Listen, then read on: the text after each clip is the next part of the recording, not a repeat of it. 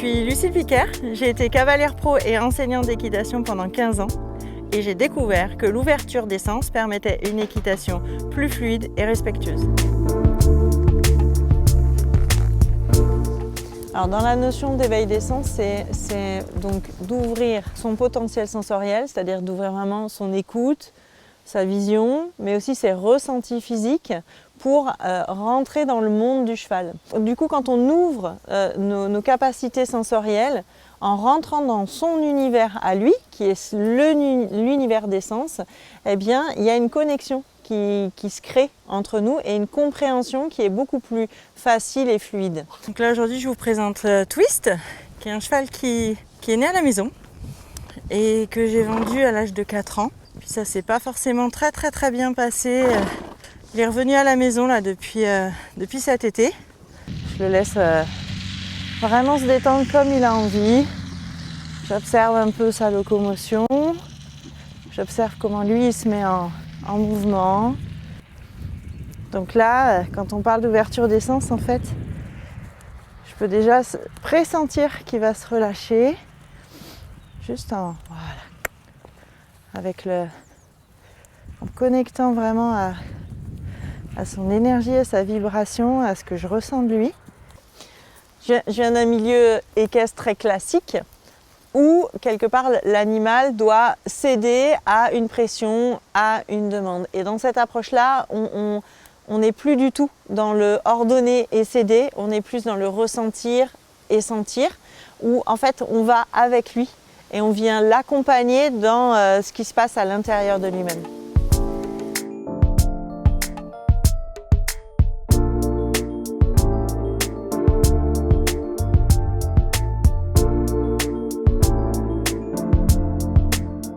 Le fait d'aller ressentir comme ça l'animal demande quand même un petit peu d'entraînement à pied.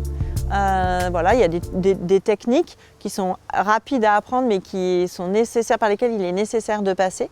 Et ensuite, on peut les mettre en application à cheval. Et c'est vraiment là où, pour moi, c'est intéressant, c'est qu'on parle souvent de la communication animale comme on va demander l'information à un cheval sur quelque chose, mais on peut aussi complètement allier la communication animale avec l'équitation et on peut l'utiliser comme un outil pour monter avec vraiment fluidité avec le cheval. Donc là, je commence à ressentir que voilà, la tension c'est un petit peu à diminuer. Le cheval est en train de se relâcher. Mais on a déjà plus de confort. Donc voilà. Et puis lui, de se sentir aussi entendu, on voit que tout de suite, il avait les oreilles en arrière, etc. Mais là, il se pose. C'est OK pour lui.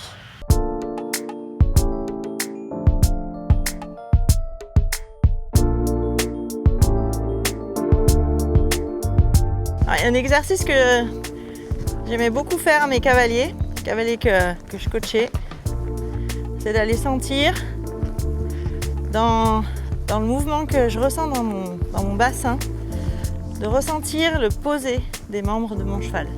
À quel moment, tac, antérieur droit, tac, voilà, antérieur gauche, et pareil, tac, tac. Alors il y a des gens qui sont plus réceptifs que d'autres. Donc entre autres, tout ce qu'on appelle les hypersensibles, qui déjà naturellement ont ces sens de perception ouverts, mais ne savent souvent pas quoi en faire. Donc du coup, c'est compliqué pour eux dans leur vie à gérer cette hypersensibilité.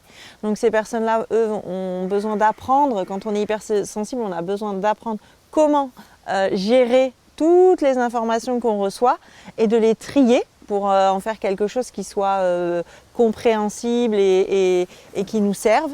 Et puis pour les personnes qui sont plus posées et plus intériorisées, et voilà, eh bien c'est de se donner la permission de. Voilà. Mais pour se connecter à un cheval, la première chose à faire, c'est d'abord de se connecter à soi-même.